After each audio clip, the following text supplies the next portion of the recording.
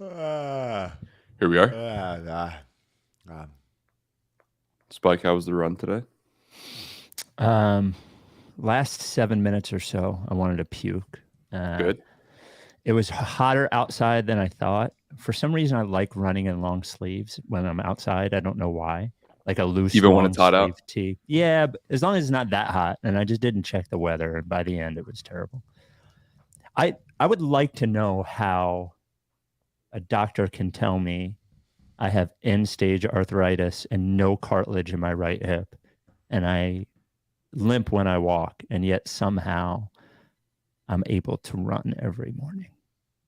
Maybe it's just maybe there's something wrong with me mentally. Any doctors in the chat at 10:31 in the morning? Yeah, probably not. Probably not. Have their license revoked. Yeah. If you're a doctor in the chat this early in the morning. Yeah, what are you doing?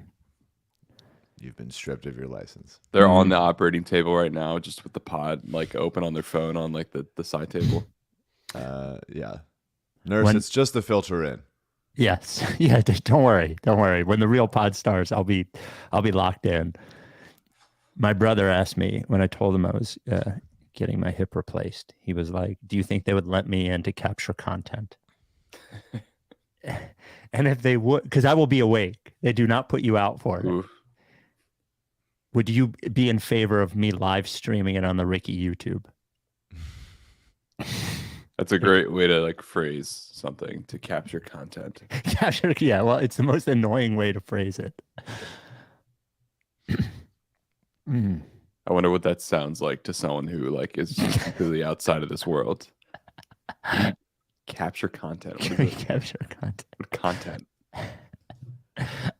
Yeah, looking forward to it. Got the note on preparations, whatever. So, but for content capture, are there any specific guidelines? Oh, fucking content. Fucking content. We ready? Content, guys? Oh, yeah. All right. Prepare for around 1 hour of content. The Rights to Ricky Sanchez podcast is presented by DraftKings Sportsbook. Sign up for DraftKings Sportsbook by using promo code RTRS. And brought to you by Big Barker Dog Beds. Get yours at bigbarker.com/Ricky. BodyBio, Mike from BodyBio, by the way, texted me yesterday and made an offer in regard to Mike and the island thing. He's offering something. I will bring it up when we talk later. Get 20% off any order at bodybio.com with promo code Mike's Tummy. Did I say Big Barker? I don't know.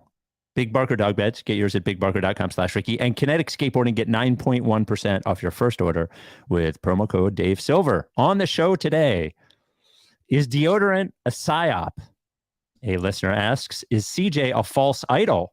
A caller suggests, is James Harden recruiting an army of Chinese children? Another caller asks, will August ever end? Also, a happy birthday to James Harden, as well as who will age better, Giannis or Joel Embiid? If you're watching on YouTube, please subscribe. I haven't mentioned this in a while, but we would love for you to subscribe and turn on notifications. If we don't get to 12,000 subscribers by the time the season starts, CJ will be murdered. We haven't figured out how we're going to do it, but we'll need 12,000 to make sure it doesn't happen. So just hit that subscribe button. Kinetic Skateboarding, whoo, boy. Now, I mentioned in the filter in that I love running in a long sleeve tee, even if it's hot outside. Kinetic Skateboarding has a fantastic selection of long sleeve tees. I haven't really been a long sleeve tee person until recently. Love me a long sleeve tee. Great for the fall, which is coming. So are hoodies, which Kinetic has. Sneakers you're not going to find anywhere else. And as winter closes in on us, they are also your snowboard headquarters. Go to kineticskateboarding.com and use code Dave Silver for 9.1% off your first order. And if you're listening on Saturday, today is the live Carl Landry Record Club at the Connor Barwin Make the World Better Foundation concert tailgate, which happens before the show. The show is Alex G and Always. Happening before the show is a tailgate to benefit the foundation. Tickets are available at the Make the World Better Foundation website. Also a link in this pod. I'll be there with Mutlu. We'll have Charlie Hall from War on Drugs there, as well as Amos Lee will be there. Connor Barwin will be on the pod as well. And I have a sneaky suspicion my father is going to stop by. He hasn't told me that, but he's always at these things. So that is today. You need separate tickets for the show and for the tailgate. And the tailgate comes with food and booze. Good food, good booze. Stateside will be there. So hope to see you there. Without any further ado, Amos and the chef. Larry, sweetie, the man is here.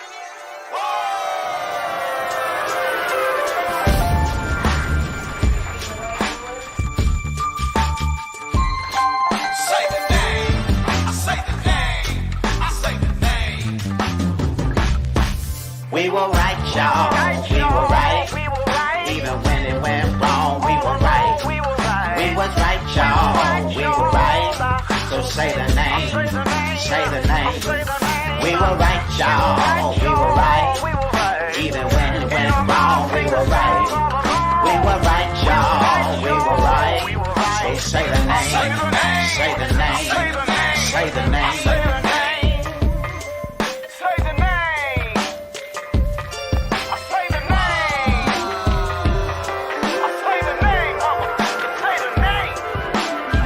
Likes Tricky Sanchez forever.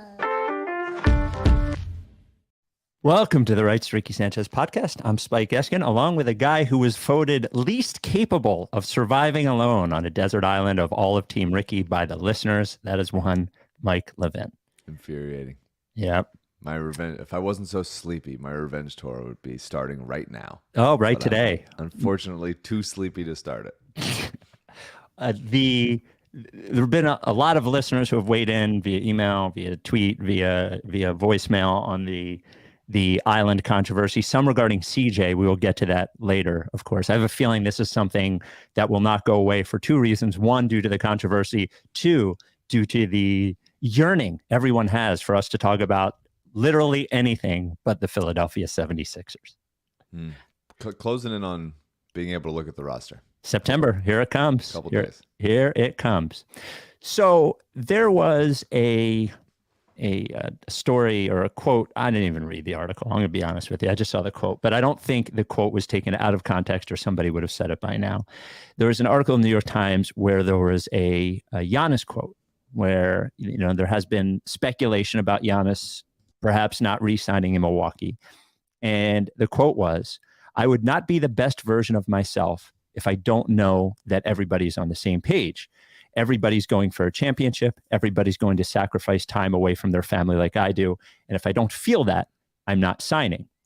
So that happened. And then I got into a debate with a coworker at WFAN, Brandon Tierney, who is a huge Knicks fan, who said that he would not trade the following for Joel Embiid as a Knicks fan: Julius Randle, Mitchell Robinson, and Quentin Grimes, along with 6 first-rounders. They're not all theirs. 3 of them are in 2024, so on and so forth. And I essentially called him blind and foolish for not doing so. And his reaction was that he is not confident in Embiid's ability to stay healthy and as he gets older, so on and so forth. And I began to think about Embiid versus Giannis. And I think, and perhaps this is me being a homer, and I think it might depend on some level, maybe the urgency of a team to have a championship. But I think I might say that Joel Embiid, assuming he decides to continue to play, that Joel Embiid will age better than Giannis. And I have more confidence in Embiid's, say, 32 to 35 years than I do Giannis's. How do you feel about that? Yeah, I mean, it's not unreasonable. Embiid has a much better jump shot. His game is not predicated on athleticism and force. He's a more sturdy and stable defensive player. Giannis doesn't protect the rim in the way Giannis is plays safety back there and uses his not like his length is going to go away or anything, but Embiid at 70% athleticism is a better player than Giannis at 70% athleticism. So I think that's pretty clearly true in that sense, but Giannis's motor, Giannis's engine, Yep. seemingly just, playing with more desire on the court. Yep. And the fact that he's won a championship before. Tip it to Giannis in some way, but I think at least as far as like stylistically, how players age, Embiid is already there in that, and how he should play to protect his body. So let's say, and I think the other thing that I think doesn't really get talked about that often is over the last 3 seasons, maybe 4 seasons, Giannis has had a significant number of injury issues, knee issues, back issues this past year. Clearly Embiid has had his issues as well. Let's say this year plays out. Embiid has a normal Embiid year. Giannis has a normal Giannis year. Neither team wins the championship, and it is the summer of next season. And again, like this is another team. I'm just curious your thought. So everything plays out as normal, just a normal season. No material difference in what we see out of Embiid, though we don't see what we saw last year. We don't see like a complete, breakdown, but we also don't see him evolve into some playoff monster. It's next summer, and you are a team in a similar position as the New York Knicks. Would you trade for Giannis or would you trade for Embiid? Same package. Yeah.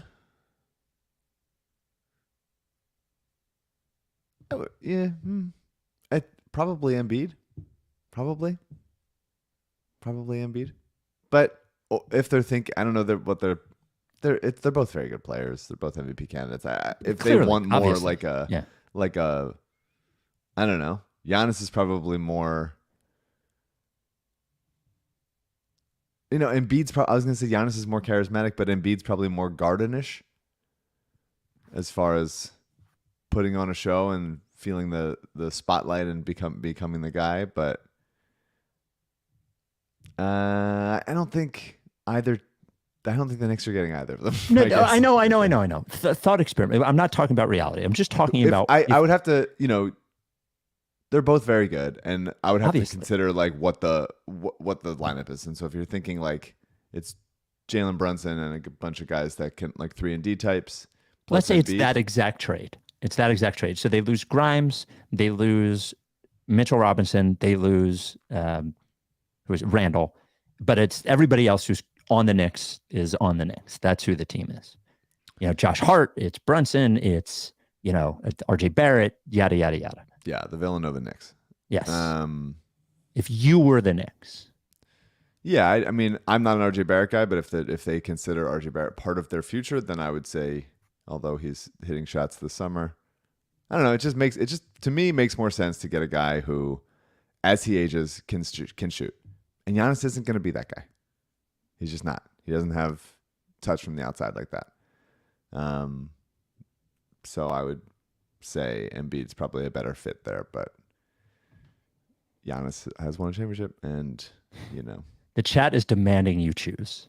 I don't want to choose. You have to choose, though. Like if I'm choose. asking you, well, I think it is close. I would pick Giannis, though. I think the idea that I'm more comfortable with Giannis's aging and his future and injuries and blah blah blah. That I actually think is the wrong reason. Yeah, I would Giannis pick is done Giannis in the playoffs. Yes. Is a reason to pick Giannis. But Correct. if you're projecting forward, not this year, but the future years, like Embiid, he's gonna age better if he wants to. Yeah. So I think Giannis could. I actually think like Giannis could fall off relatively quickly. You know, he could become Big Westbrook pretty quick. It's not a take that I'm ready to get to. Yeah. I'm not saying it. I'm just saying there's like an outcome where in 3-4 years, Giannis is Big Westbrook. So who would you trade for? Depends on what you want. If you want to win right now, Let's say if they're making all those trades, they want to do it to win right now, and Giannis is probably a better player right now and certainly a better playoff performer right now. Okay. So you're Leon Rose, and but the Sixers have made you the offer, and the Bucks have made you the offer, and you have to push the button on one of them. I would push the Giannis button hard now, and the Embiid button probably longer later. So next summer, which button would you push? I'd probably go Giannis because he's done the playoffs. All right. But I also don't like the book on Embiid that he's like, he's injured all the time. He's going to keep being injured. It's just like it's just the lowest common denominator, like obvious, like analysis. It isn't specifically true, though it is true that he hasn't been healthy in the playoffs. And Yes. that is hard to. That is true. But I think like casual fan going like, he's going to get injured, too injured. Like, you just don't, it's just not a thoughtful way to approach thinking about sports in this game. Going like, Wembanyama is going to be injured. Chad, he's going to be injured all the time. Too skinny. Zion, too fat. Too big. It's like, just because it happens doesn't mean it like should continue to happen. Well, sure it does. The best predictor of future performance is past performance. But I think Zion is the reason Zion hasn't worked out as well as I thought he was, even though like when he's healthy, he's one of the best players in the league, is because he hasn't like taken care of his body.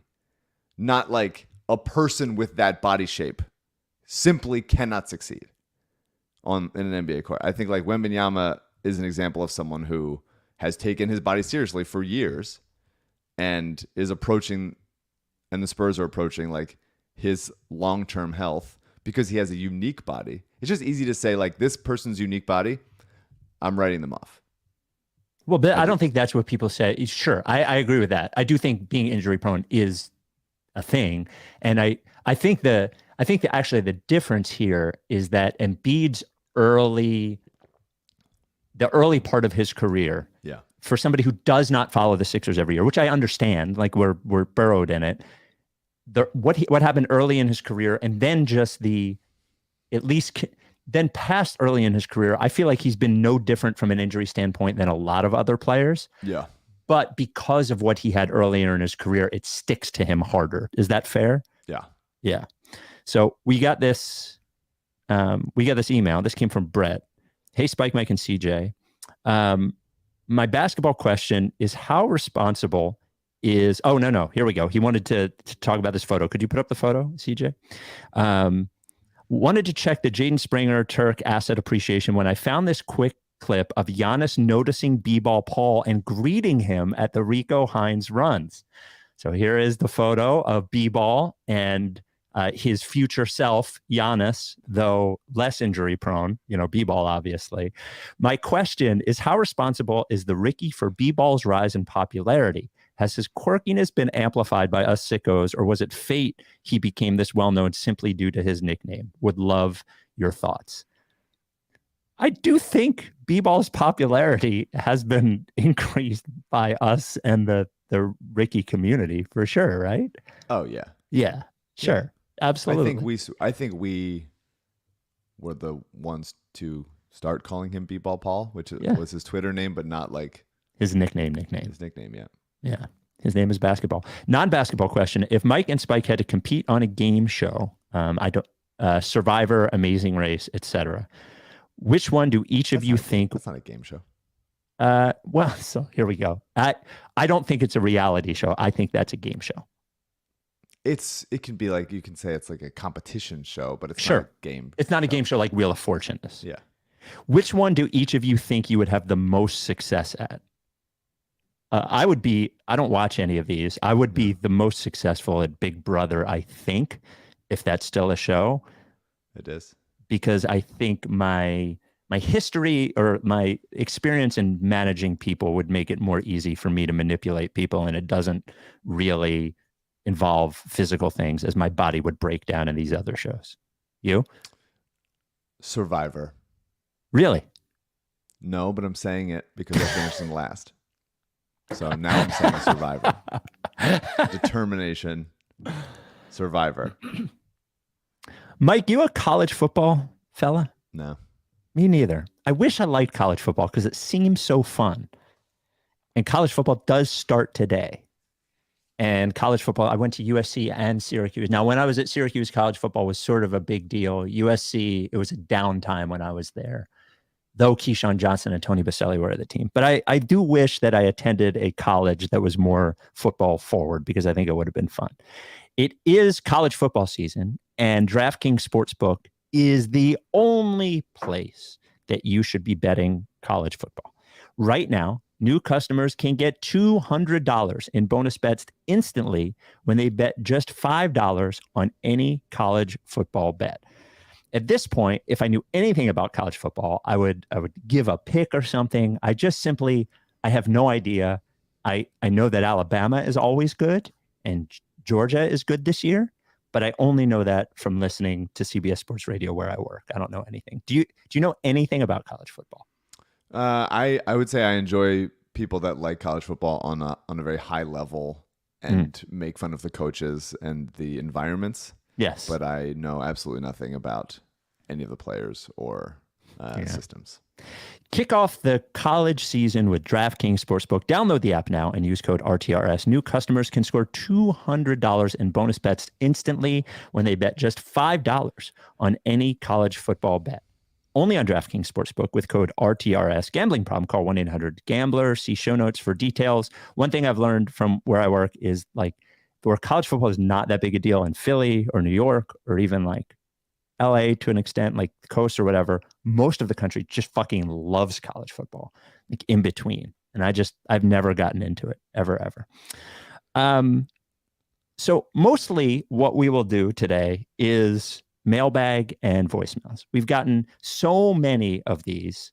I think it's good time for us to catch up. And Mike, I feel like we will do a segment on the island controversy. Would you like to do it now or later? Because we do have emails, we do have voicemails. There's some CJ stuff in there. Your thoughts? Let's talk. Let's see if there's any voicemails to talk about the team. Let's give people a little bit talking about the Philadelphia 76ers that the podcast is about. And that people are begging us to not talk about. Okay, here we go. Gotta take their medicine. All right. 833 Lickface is the number. Obviously, we're not allowed to look at the roster. Don't even think about it. I hear some of you thinking about it. Don't you even let it marinate for a second that we have a roster and that there are people on. Don't look at it.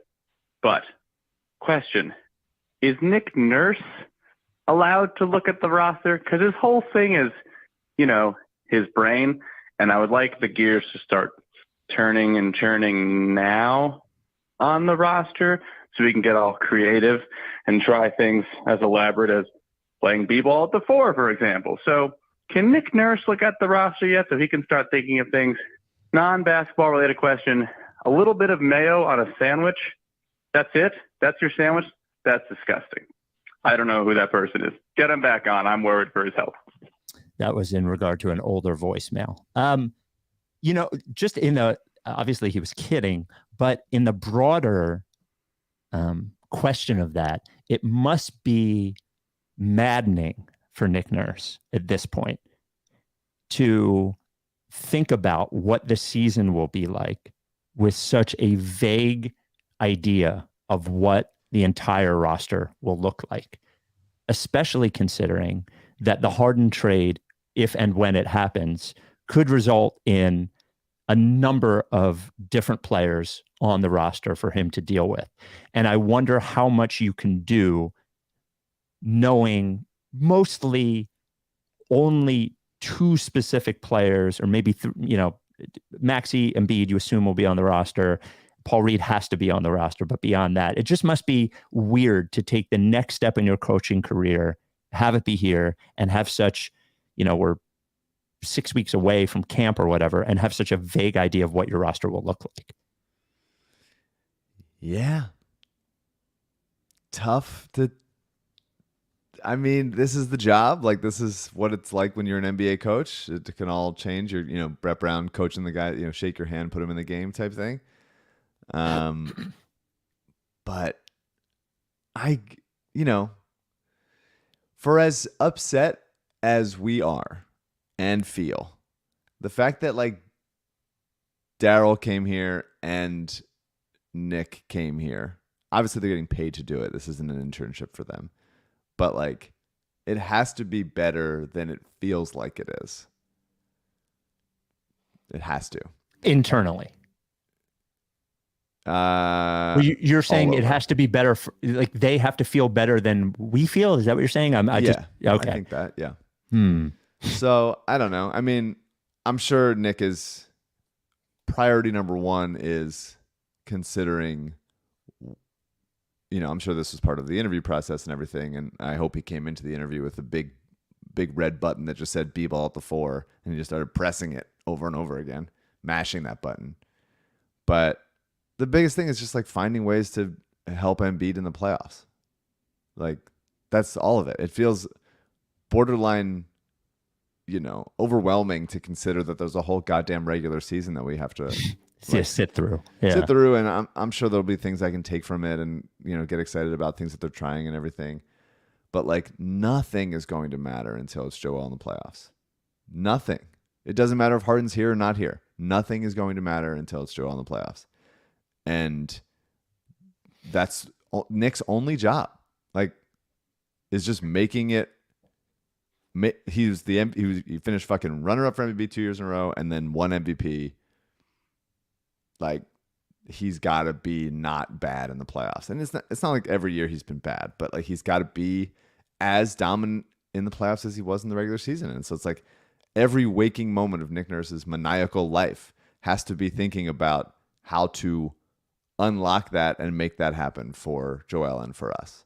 So regardless, I mean, Harden's a big thing, but like, you know, regardless of whether they have Covington and Nick Batum or something, or PJ Tucker, that doesn't make that much of a difference at this stage. The Harden thing is big, though. The Harden thing is obviously big, but I think it's Joel 1 through 1,000, and then you know, Maxey talked about it on his podcast, about how like we've been down. I think he said like it's not our first rodeo. Yeah, about Harden in regard to the Harden thing, yeah, which I think is pretty funny for a guy who's like, what is he, 22? He's been through a lot, yeah. That's pretty funny and upsetting for him.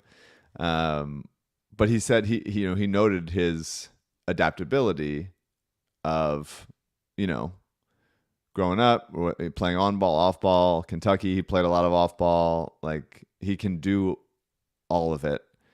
It obviously changes his role. And obviously he needs to get better at playmaking for others.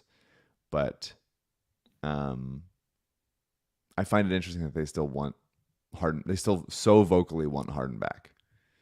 Well, he's a much better playmaker than Maxey is. Oh, of course. I'm fine. The players I meant to say. Oh, right. But the players so vocally want Harden back. Well, I think they like him. I do like him, but it's hard to square the fact that they like him with how much he no-showed in Game 6 and 7, and the report that you've been talking about of like the players knew he didn't have it.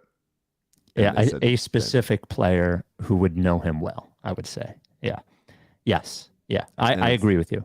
And it's like, I don't know, maybe that player doesn't want him back. I don't know, or probably not. I don't think that player cares that much. That's probably right. Yeah, honest with you. But yeah, it's just, I don't know. Yeah, I don't know. Maybe it's just a fucking job, man. And maybe a lot of these people want to win, and it's nice for them to win. But they know it's easier in a lot of ways if Harden's just there and he's their friend. Well, I agree. I don't honestly see anything wrong with that. There's a little wrong with that. There's a little bit wrong with that. Well, which is like he fucking no-showed in like the last couple games of the season. He had a couple good playoff games, obviously, but the reasons that if I was a player on the fucking Sixers, I'd be like, this guy fucking doesn't have it. Yeah, we're not going to win with them. I think so. It's the reason is that if they care as much about winning a championship as fucking I do, and not about having like a positive workplace fun stuff, Harden just good vibes for them. Maybe he buys them, he gets them a ton of burgers or wine and Rolexes or whatever the fuck. Maybe he's just like a good hang in that sense. People say he's a good friend. That's great. But like, if championship was their first through 100th priority, then they would be like, let's trade him for somebody that's not him. Yeah. Though to your point about it being a job, it is a job. And I think I'm not asking you to make this choice for sure, but I think it's fair to wonder whether if your job were your job, let's say, you're writing a comedy television show and on your site, but let's say you weren't on strike. Let's say the strike was ended and you're writing a comedy television show that you thought was good. Would it be more important to you to have a work environment with people that you liked and the show be moderately successful, or potentially work with people that you don't like as much and have a better chance at the show being really successful? Now, the difference there is that if the show is really successful, then the show has a better chance of continuing and you have a better chance of keeping a job. So there's like a difference in that. But I think there's these kinds of conversations all the time that happen among writers and actors. Happens all the time. Where it's like you can get three things. You can get two of three things. One of them is a good show that you like. Mm-hmm. One of them is people, a good writing staff that you like to be around, that you find to be funny. Mm-hmm. And then the other is good hours, because some shows have famously horrendous hours and make you stay late all the time. You can get two of those things usually. Yeah. You can't get all three. So I think that, if I'm D'Anthony Melton or Jaden Springer or something, that's like being a writer on staff of someone else's show. Right. Like if it's my show, I have more control over to set the tone, to make it a positive workplace environment, rather than being like, I'm just sort of a cog in this machine as a writer on staff. And I can be like, do I want to be on the show where I'm like helpful to a really good show, or do I want to be like, those people are fun and nice? Is it worth it being with this fucking asshole to say I've been on a good show? Because there's a lot of those. There's a ton of those shows run by assholes and populated by assholes. And I think I think absolutely when it's your job, you take the positive environment. Yeah. So I get it. But I'm more of a Sixers fan than anyone is a fan of my career. So they don't have people going like, no, Mike, take the better show. Well, I don't know. You could talk about, a lot of our listeners, I think, are big Mike career fans on some level. And as the Sixers make life more difficult, they will begin to cheer for your career more than they cheer for the Sixers. So that's huge. Yeah, you should be happy about that. Starts doing a podcast about my career. Yeah. Well, I don't know. What are we doing there on Wednesday? The Rights to Ricky Sanchez is brought to you by Big Barker Dog Beds. By the way, speaking of dogs, the Bark in the Park team, I usually have announced that and had a t-shirt and blah, blah, blah, blah, blah. Our good friend at Providence Animal Center, Justina Colgiano, is no longer there. So I've had a delayed start on Bark in the Park, but there will be a Bark in the Park team. And I'm working with Tanner on an excellent t-shirt. So we will raise money for Providence Animal Center. Rebel will be on the t-shirt, and Rebel sleeps on a Big Barker dog bed, because I love Rebel. Now, on some level, it's because Big Barker is a sponsor of the pod, but also because I love Rebel. The Big Barker dog bed is different than other dog beds, and it is superior because it keeps your dog healthier. That's it. I mean, it costs more for sure, but it's better made. It's the only one engineered by experts to keep your dog healthier. Go to bigbarker.com/Ricky. bigbarker.com/Ricky. If you go to that link, you get the free processed pup patches to make your dog official. And when you're there, you can see the difference. I swear you do not have to feel it in person to see the difference. You ask, how can a bed keep a dog healthier? Well, I ask you, aren't you healthier? Don't you feel better? Don't you feel more healthy if you're sleeping on a proper mattress as opposed to a shitty mattress? It's one of the things when I get a hotel or Airbnb somewhere, I'm always worried because I have a bad back. It's like, if I have a shitty mattress, I'm going to feel shitty in the morning. And that's the same thing with a dog. The longer a dog sleeps on a bad mattress, the better chance this dog will develop joint issues as the dog gets older, that becomes more of an issue, and the big Barker dog bed prevents that. There's a study at Penn Vet that shows it prevents it. Up to 80% of dogs over 50 pounds develop arthritis as they age. The big Barker dog bed, available for any size dog, Barker Jr., all the way up to the really, really big one. Looks great, different colors, different styles, and most importantly, keeps your dog healthy and happy.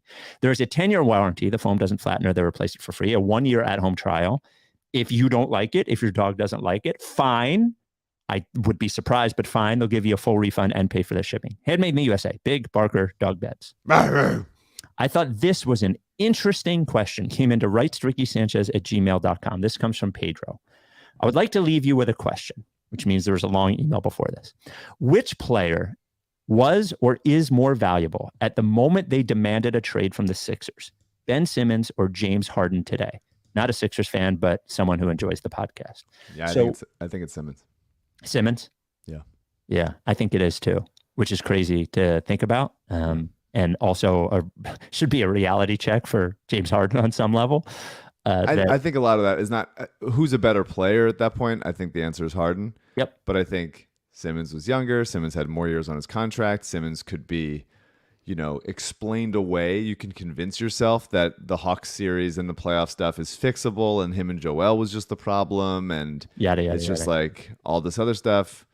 But yeah, obviously that didn't work out for anybody trying to acquire him. But right now, Harden's just like, he's pretty old. He's on an expiring contract. He very clearly wants to be traded to a team that he wants to resign to. So he's being extremely particular about which team he is accepting a trade to. So it's just, there's not, if he opened it up, which I'm still waiting on, would love for that list. Would love at least lie, bigger buddy. List. You should lie. It will help you if you lie. Would love a lie. Yep. Even though if you open the list a little bit, then you can start to convince yourself like, oh, okay, like this is, people can start to bid for it or something like that. But for one team, like there's just no reason for someone to trade as much as they could. So I just, unless he releases the list and starts taking it seriously, then this is going to go into the season for sure. 833 Lickface is the number. Weekly Becky here. I haven't done any reporting in a while, but I have some. I have an anonymous source who has informed me that Trevelyan Queen was offered a contract with the Sixers, but signed with Orlando instead because of, quote, all the Harden drama. And that, quote, all these dudes are getting offers from the Sixers and not taking them because of the, quote, Harden drama. This is real, but I thought it would just be fun to play the song. If you want to know my anonymous source, I'll tell you offline. Now, this is the first report we've had from Becky. I love it. I would like, obviously, I'm not saying it's not true. I don't have any information. Obviously, Daryl, if you're listening, which I know that you do, the rest of the fucking Sixers organization who listens, you can refute this. But Becky, look, my sense is this, though I do not know Becky personally, she doesn't seem like a liar to me. No. Sourcey Becky. Yeah.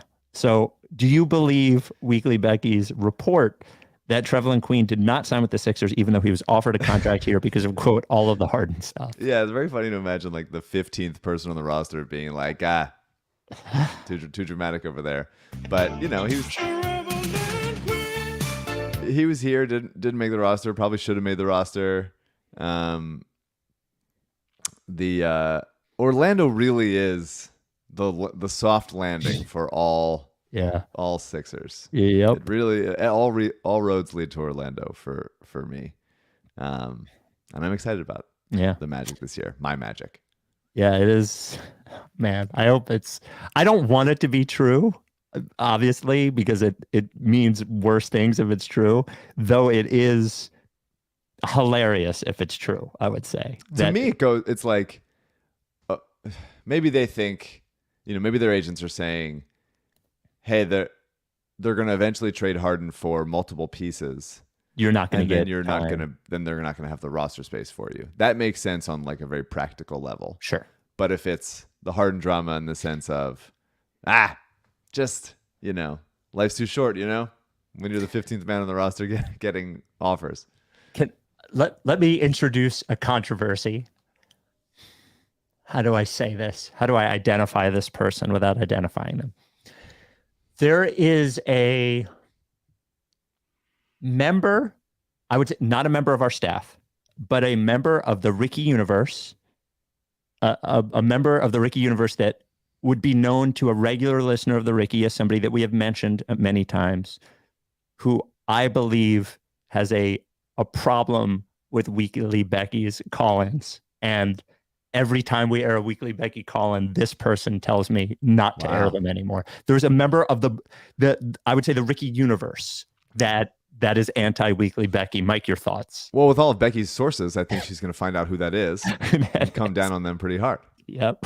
833 Lickface is the Hey, number. Spike, Mike, DJ, Harold, Max here again. I was just listening to the pod in Washington Square Park, and I was about to go into LL Poborski Jewelers to bitch and complain about the Sixers for 20 minutes to LL, but I'm calling you guys instead.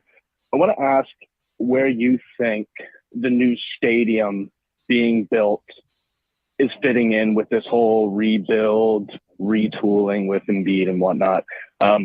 I think it plays a much larger role than we think. Josh Harris isn't going to want to have the Sixers be mediocre for the next, let's just call it 10 years, as they're trying to get the rights to build the stadium and do all that. I think he needs a competitive team. I think he needs a team that's profitable. So I don't understand if trading Embiid is going to happen. I don't think it's going to work, but I think they do need to remain competitive for Josh Harris's sake. So I just want to know your thoughts. I don't think it has anything to do with it. I would say because this new stadium wouldn't open until what, 2031? Yeah, but it would be, I mean, the next 2 years are key. Getting through the mayoral election and getting all of the go-aheads, I would say. Because the reasoning, the reasoning is go ahead. Not knowing about 2 years. Obviously, I'm Mr. Business. Mm-hmm. If Steve Ballmer is opening up a stadium for the Clippers here in LA, so like that they want that stadium to be filled and important and for a good Clippers team. That's why they wouldn't consider rebuilding in any way, Right. So that's now, like the stadium's going to open in the next couple of years. If the Sixers were like hell bent on 2031, got to be good, there's much more likelihood that they're good. If that was like priority number one, there's a much higher likelihood that they'll be good in 2031 if they rebuild now than if they did it in 5-6 years when Embiid is, out of his prime. So I think it is. I actually think it's more related than you do, but also, let's say the new arena was not even a consideration. Yeah, I don't think the Sixers would trade Embiid and exactly. Rebuild That's why. Yeah. That's what I'm saying. It's primarily the fact that Embiid's an MVP candidate. Daryl knows how hard it is to get those guys. And whether or not there was a new stadium, I think Josh Harris would want to be, shaking the knuckles of a winning team and being there and all that stuff. I do think the chaos around the Sixers is obviously, and by the way, like what's going on now is never desirable for an organization at any time. Never. You could have said that every offseason, every moment for so many years. What's going on now is never desirable. I would say that my sense is there is nothing in existence more important to the organization than getting the arena built right now. I don't think there is anything more important than that. Nothing. So whatever helps them get that done, I think they will do. I don't think it'll have somebody killed, but that's not what I'm saying. But I'm saying that my sense is that this is like white knuckle, teeth grinding obsession with getting the arena done.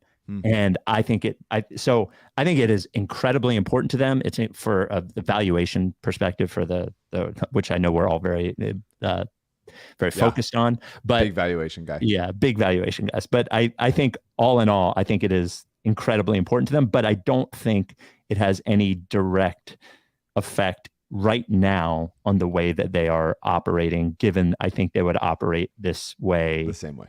Exactly the same. If they really cared about it that much, they would pay me an exorbitant sum to lobby on the building's behalf. They haven't paid either of us. They haven't tried to pay me at all. Not one bit. I've been giving them free publicity for 10 years. Longer than that. I've been writing about them. Think of all the people that would have said, fuck this team and not been invested. I don't think people would have heard about the Sixers if it weren't for us. They wouldn't even know. It's brand awareness. Yep. Not a dime. Can't get a check. Can't get a... Cut me a $7 million check and let's be done with it already. 833 Lickface is the number. Hey, Spike, Mike, this is Rob. I know we've dealt with some bullshit in past off seasons, but this Harden situation has infuriated me like no other. The guy starts the summer sweatier than a priest at a Chuck E. Cheese at this Travis Scott concert. He then flies out to China, where he gives this emboldened war cry to a group of Chinese children. What was that all about? Is he trying to go full Joseph Kony and recruit an army of children to then storm the Sixers front office and force them into giving him a max contract?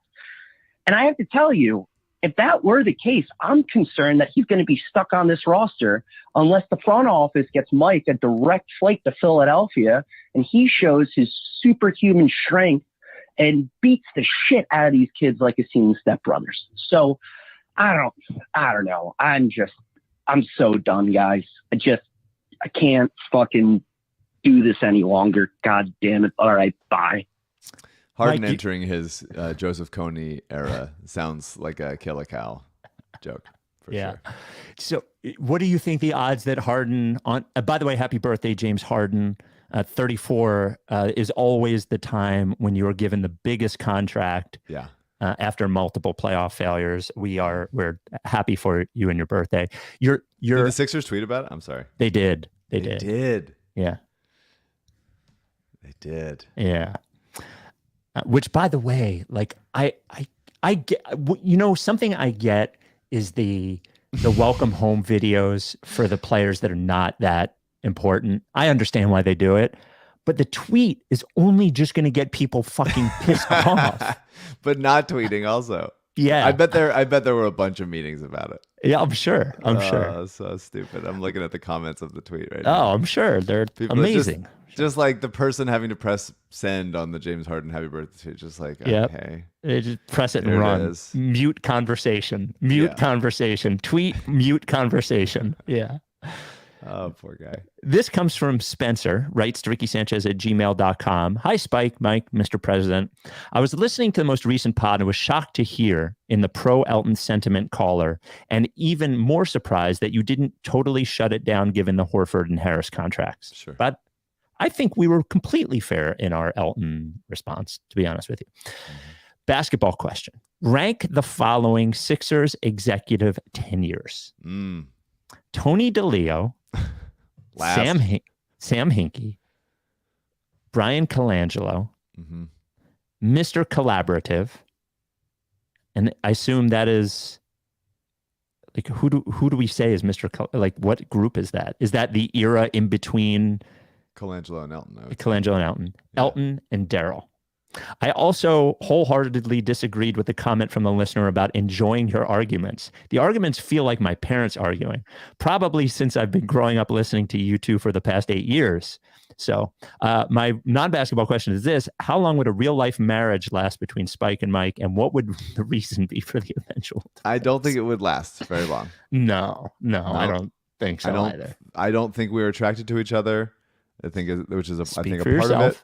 Speak for yourself. Okay, that's fair. Yeah. And we're already fighting. Yep. Yeah.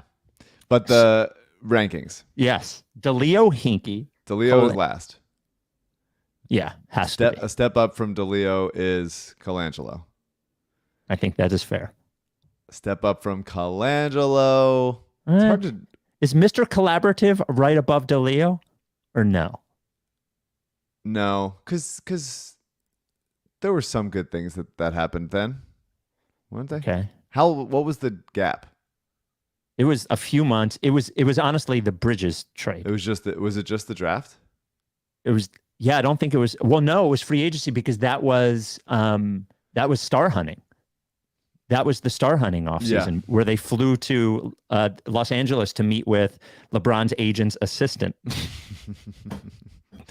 Yeah, LeBron's kid was taking meetings at Malvern Prep.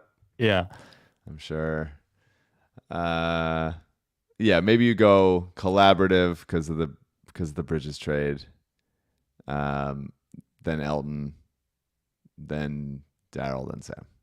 Sam number 1. Yeah, I mean, he didn't have a chance to fuck it up. Yeah. He did. Yeah. It's very easy to, I've realized in history, it's very easy to explain away mistakes if you want to. That's for sure true. Yeah. So the Rights to Ricky Sanchez podcast is brought to you by BodyBio. Use code Mike's Tummy for 20% off anything at bodybio.com. I want to read this text I got from BodyBio Mike making an offer. Mike, I want to know if you're willing. Mm-hmm. I believe you are aware of this offer. So Mike from BodyBio says BodyBio would sponsor a Mike versus Sixers Adam boxing match or AU. This obviously, in regard to them both finishing above you in the island vote. Mike, would you accept a charity fight between you and Sixers Adam or AU, and how would you handicap either of them? I don't think I've never boxed and don't think I'm disciplined enough to box. It seems very hard and not something I would be good at. Mm-hmm. But if there's some sort of like psycho freak shit fight, like tables, ladders, and chairs style. Wow. Really go for it, ECW. An extreme wrestling match. Yeah, something where it's just like, what are they doing? What's this guy doing? I would really, I love Sixers Adam. Yeah. So I don't hate him enough to like tap into that side of myself that I think could rage pretty hard. And I don't love the idea of getting punched very hard. But if it's a sponsored fight and if the strike keeps going on longer, maybe I become a professional gimmick fighter. Well, the quote that is often attributed to Mike Tyson is actually come from you. Everyone has a plan till they get punched in the mouth. What your That's message me to Sixers Adam. BodyBio we love. Go to bodybio.com and just do me a favor. We talk about Gut Plus a lot and the code Mike's Tummy about Gut Plus. I want you to give E-Lite a try. E-Lite is your solution for being properly hydrated. I had this problem. I got cramps in my feet and in my calves all the time. Sometimes I would get cramps in my abdomen, which are fucking terrible. And though I drink a decent amount of water, I wasn't properly hydrated because hydration is not just about water. It is also about electrolytes. What E-Lite is it gives you the electrolytes you need without any of the other junk. You see these sports drinks that promise you electrolytes, but they also come with artificial flavors. They come with artificial colors. They come with sugar. They come with sugar substitutes. They come with a lot of ingredients. The only thing in E-Lite is electrolytes. You take a cap full of it, you put it in water or whatever you're drinking in the morning, a little in the evening, and it got rid of all of my cramping problems. And when you become an experienced E-Lite consumer, you can mainline it, as we call it. Just drink it straight. It's a little salty, but makes you feel kind of tough. Go to bodybio.com, try out E-Lite. It's not even expensive. And with the 20% off code with code Mike's Tummy, you're going to get 20% off of it. I'm telling you, it's good for you. Give it a try. Bodybio.com, code Mike's Tummy for 20% off. This came from Robert. Can I ask a question? Yeah. Maybe we should do it. Maybe this is another episode. Mm-hmm. But I just keep looking at the names in the 2024 free agent class or like potential trade class. Yep. And maybe we should rank them. We should do that. We should do that the next episode. There is somebody who wrote an email about that, in that you've been saying that the the free agent class is not that good, but it is potentially better, I think, than you've given it credit for. There's just some shoes to fall or shoes to drop or whatever to see how good it'll be. So why don't we, that way I can think about it. Great. We do that next episode. There's an article in The Athletic that really went into, I think Danny LaRue wrote it. I will get it to you. This comes from Robert. Hi, Spike, CJ, Harold, and Mike. Listening to the recent pod, and I'm shocked that Mike is surprised that community voted him last to survive. I believe myself and other voters that he could survive if he wanted to. However, he would ultimately just give up and go out on his own terms on day 3. Mike has shown to barely have a will to live with the Sixers, and I don't think that will increase on an island. He's capable, but out of everyone, he is the most likely to not try and accept the freedom of death. Mike? Valid? Yeah. Valid. I'm not built for it. I'm built for death. Yeah. I have a dead dog in my gut. Yeah. Maybe. Yep. Maybe. Now 90 months is a long time. Now we do have one call on this, but then a very, very, very important CJ call, like maybe the most important call we've ever gotten. But first, this 833 Lickface. Mike, settle down, my guy. Okay, just because you got the percentage of votes is the least amount of first place votes. That doesn't mean you got last place. I was between you and CJ. You're taking this too harsh, my boy. I think you got the qualifications. It's just you're not an edgy pick. You're not a fun pick. That's why the people didn't go with you. It's.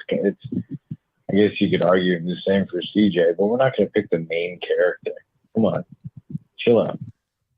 Sounds like I guess we needed a ranked choice voting system, but then I should be picked over you then. For sure, because I'm not an edgy pick either. No. Yeah, and I am a main character, much to the dismay of many of our listeners. Yes, I am a main character. So yeah.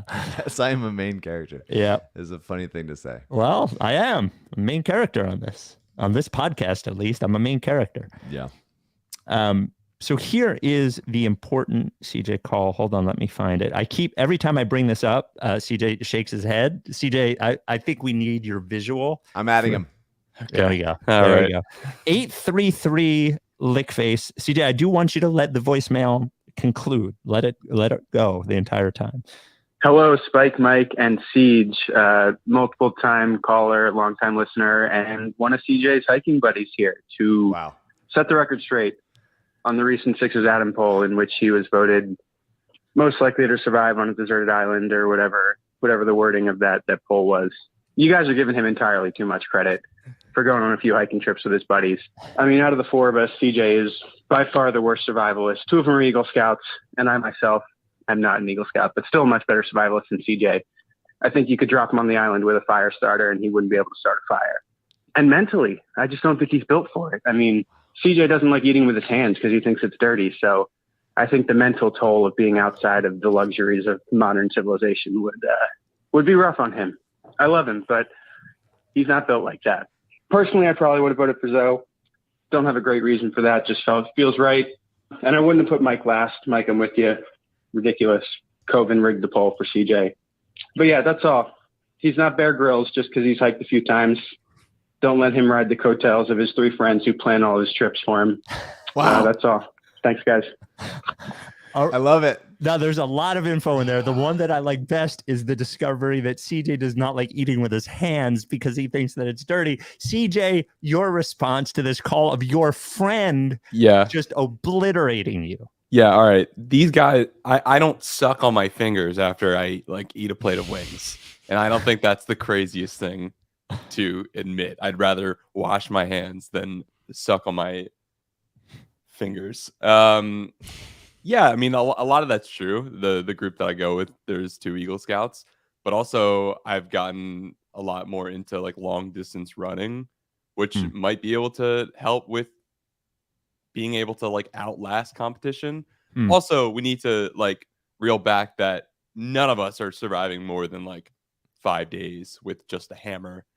and the clothes on our back. Like we need a lot more. But that's not the question, CJ. The question is who is most likely to survive. CJ opts out. Yeah. Says Also, he couldn't survive 90 months. There's so much coping going on with this, with everybody. Also, I was voted in this spot. I did not like campaign under it and rally everyone to put me at number 1. He drops out of the race. Wow. He's taking himself out. I'm still in, and the vote stands for itself, but I still think it might be accurate. So. Now, speaking of which, you should stay here. We got an email from James, writes to rickysanchez@gmail.com. The friend group is crumbling. Yeah, just listen. One of them's going to get killed on the next hike. I can feel it. Wow. This comes from James, writes to rickysanchez@gmail.com. Just listen to the most recent pod. I feel like not enough time was spent on this. CJ thought the intermission was a break in between set and encore. It was revealed there were 12 songs, intermission, then 12 songs, and then a 4-song encore, which means he thought the encore was 16 songs. CJ, that's flawed logic. That's not what happened. I was working under the assumption that the show was going to end at 11 because I had this like rule in my head that like, oh, the workers of the show, that's like they're hard out 11. So like, I heard this thing that like any minute after 11, you need to like pay a fine as an artist if you're doing a show after that time. And when they went on for intermission, it was around like 10:30 or something. And they started at 9 and they had an opener. So I was like, okay, like this is probably them wrapping up. And I knew that there was a lot of songs they hadn't played yet, but I just thought that they had like dropped it from their set list. I also don't look at the set list before going to a show. That probably would have changed a lot of things if I'd looked at it, but I like to be surprised. Yeah, but how is CJ going to survive on a desert island? He doesn't even know. He can't even stay up past 11 p.m. I'll get my sleep. Too sleepy to survive. When the bears are coming out to like look through all your shit and you're pissing yourself at like 2 in the morning, I'll be fast snug asleep. as a bug. Yeah. Well, but CJ, I think it's a fair response by you, but you had time to consume this and then brought it up on the podcast that you thought it was the break in between. So we did the pod the morning after the show. Yeah. And it wasn't, I was mountain time, so it was an earlier pod for me. I can't take all the excuses from you. Also, relating the survivalist question, we had camped the night before, so I had been up since like 5 that day, so wow. I was tired. I also have friends who are Eagle Scouts. Just to say. So you think I'm not one, but I also have friends that are Eagle Scouts. You think by that you deserve more votes because of your? I just maybe as equipped as you are. Friends of Eagle Scouts. One of those friends also has a very bad back now as well. So wow, I'm absolutely outlasting him. So I don't want this picture to be painted that I'm like the lowest tier in the group. Any other personal info you want to reveal about any of these people to make sure that everyone knows that you would survive longer than them? Nope, that's it. Okay. That's all right. Writes rickysanchez@gmail.com. This comes from Dan. Hello, Daryl, CJ, Mike, and Spike. This is Dan from New Mexico. First time, long time. I have a basketball question related about load management. With Shohei Ohtani's recent injury and the upcoming Tommy John surgery, it got me thinking about player load management and debates that surround the issue. The NBA and MLB both want to keep as many games scheduled as possible to maximize revenue through TV ads, ticket sales, parking, and concessions. But at the same time, players playing fewer games puts less stress on their bodies and maybe results in fewer injuries. What if, instead of reducing the total number of games in a season, each league set a cap of how many games a player can play within a single season, and then it would be up to the player and the team to determine when and where they use each player's games in the season. In this scenario, the NBA and the MLB still gets their full slate of games, while players have a more reasonable workload and recovery time. Not a bad idea, I guess. It'll never happen. And it also puts at a disadvantage the players who do play every game. Yeah, and I don't think players would want this. No. Or fans or teams. And I also think the other thing to remember is that, the Spurs were really first in doing this. And part of it was to have a competitive advantage. Like the Spurs not playing anybody more than 30 minutes or resting players. But if everybody's doing it, then the competitive advantage becomes to play even fewer games, I guess. I don't know. You could go the other way and say competitive advantage is having so much chemistry because you've built up so much because you've played a lot court time playing together. Yeah. And that's, one of the reasons, not obviously the reason, that the Nuggets won the championship, because they've logged a lot of games together, all those guys. Non-basketball question. Were you ever picked last in middle school gym class? No. I blocked out a lot of that. So I didn't have gym class in 8th grade because Episcopal does not have PE. I'm trying to remember 6th and 7th grade. I was fat at the time. It's certainly possible. I mean, I couldn't run a mile, I couldn't do a pull-up, all that kind of shit that embarrasses you in those years. I think it's certainly possible, but I've blocked out a lot of that. So, CJ, ever pick last? I doubt it, because you're obviously so equipped physically. not even answering. Final voicemail. 833 Lickface. Yo, Spike and Mike, Matt from Manhattan. Just have to go back to Spike not knowing who Gollum/Smeagol is, falling into Mount Doom at the end of the Lord of the Rings book, The Return of the King. Spike, have you never seen or read The Lord of the Rings? That seems surprising to me. Basketball question is for Con back. Have you guys seen the Turkey highlights from the FIBA World Cup? I have never seen Lord of the Rings. I've never seen Harry Potter. I do not like all of that. I didn't watch Game of Thrones. I'm sorry. I'm an adult who does not live in the basement of my parents, and I do not like all that weirdo fantasy loser stuff.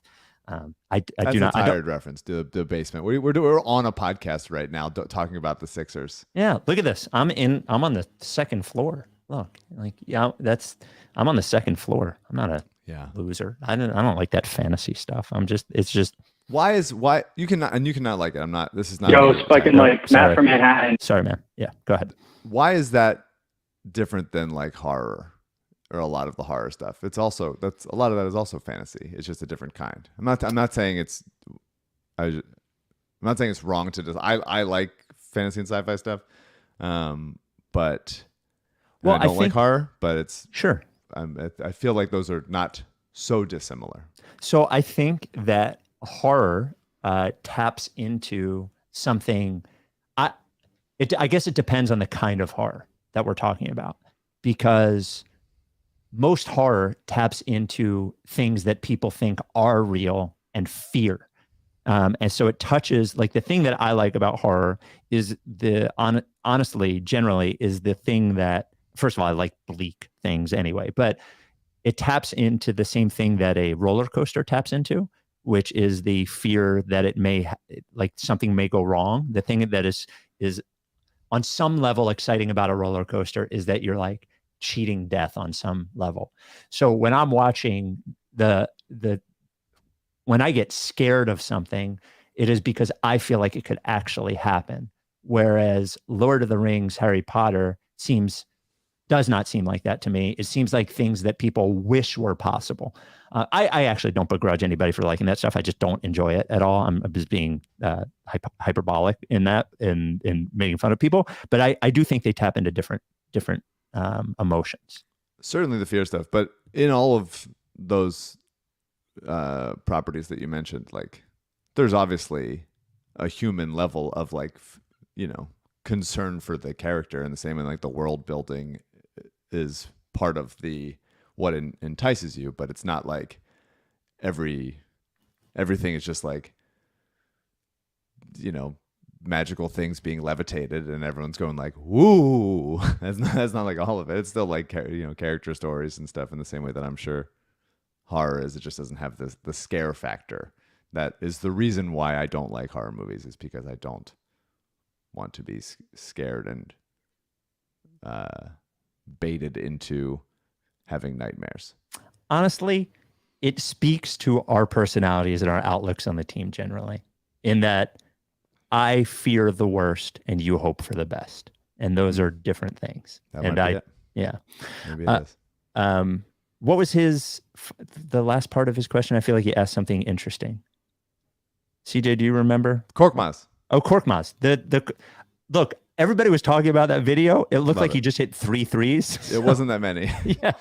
The most impressive display I've ever seen. Yeah. And here's him hitting a shot. Yeah.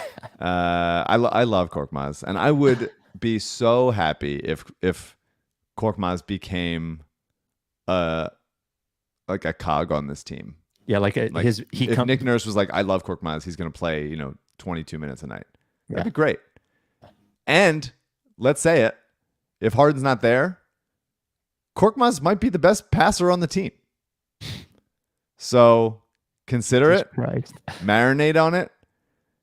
Point guard, like let Maxey play off Korkmaz. Korkmaz running pick and roll. I'm talking myself into it. This is the point of the offseason where I start talking myself into Korkmaz backup point guard. Korkmaz, eighth man on this team. We did at one point, and I think the peak was probably the shot against Portland in the fourth game of the year. Oh yeah, when we were like, he's an NBA, like he's a real NBA player, and I do wonder. NBA player. Well, I do wonder, but not if he can't shoot.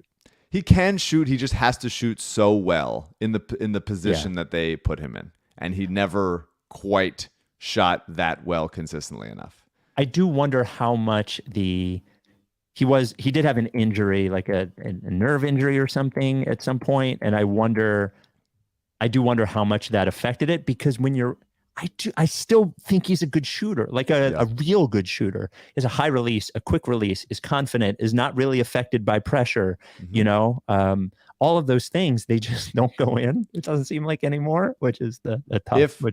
If Harden's out and they don't replace him with anybody else, I'm looking at the roster, which I know I'm not allowed to, but that means there's fewer bad defensive players on this team, and I could see Korkmaz in there.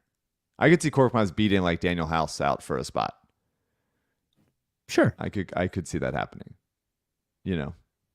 So Korkmaz, who didn't, or Daniel House, who literally didn't play last year for most of the year, didn't have a spot. Somebody's got to play. Yeah.